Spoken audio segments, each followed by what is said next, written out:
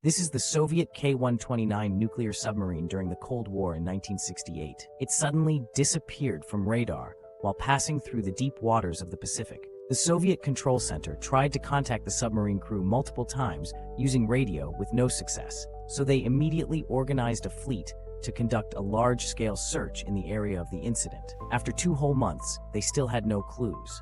No one knows what happened to the submarine and its 83 crew members. Faced with this wreckage on the seabed of great value, the American intelligence was planning to invest $350 million to build an unprecedented salvage ship for a secret recovery mission. On March 8, 1968, the most advanced submarine detection technology of the U.S. Navy, the sonar surveillance system recorded an unusual signal. They assessed that this signal might come from an underwater explosion. The location was traced back to 2,400 kilometers northwest of Hawaii. This area was exactly within the Soviet search blockade range. The U.S. military closely monitored the activities of the Soviet Navy. Once they canceled the search, the U.S. would send a nuclear-powered submarine specifically used for espionage to the designated area to conduct the search. The submarine was equipped with professional intelligence equipment, collection devices, featuring cutting-edge sonar and satellite technology. After 2 months of undersea searching, we finally found something resembling submarine wreckage.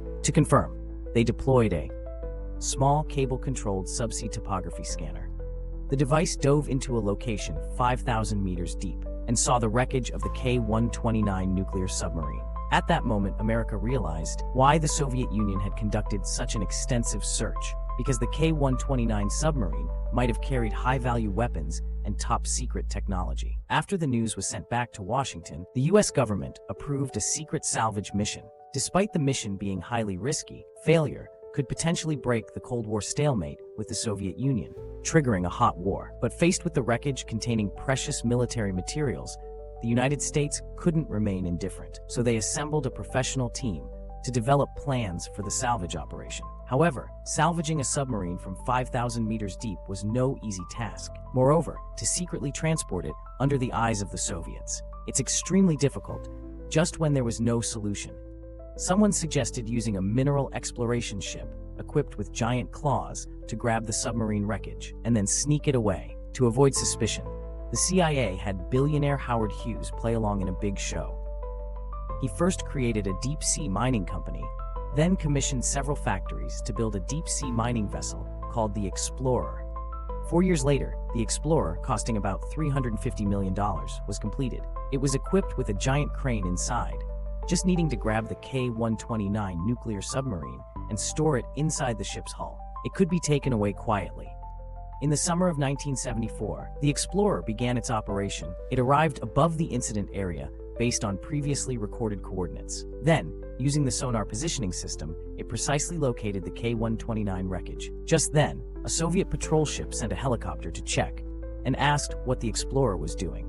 The captain told the prepared lie, using marine mining tests as an excuse to stay on the surface of the sea for 2 to 3 weeks. Since it has been 6 years since the K129 submarine incident, the Soviet patrol personnel also thought about leaving. The Explorer finally gets to start its mission. The giant claw slowly descends into the pitch-dark deep sea. About a week or so later, he detected the wreckage. Then, troubleshooting and grabbing began. This process took another week.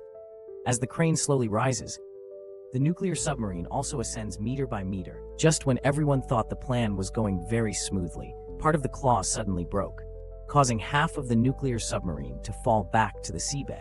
Despite this, the U.S. still obtained nuclear missiles and related equipment from the Soviet submarine parts brought back by the Explorer, as well as the bodies of 6 crew members. Among them, one body contained an important report on the operation of the Soviet naval nuclear system. Just as the U.S. planned to go out to sea again to retrieve the remaining wreckage, an incident occurred. Someone stole the classified documents from Howard Hughes's office and leaked them. As the news spread quickly, the U.S., under pressure, prohibited continuing the salvage operation, and the 6 recovered Soviet crew members were given official sea burials. The exact location of the K129 wreckage remains top secret today. The remaining wreckage still lies at a depth of 5,000 meters in the Pacific Ocean.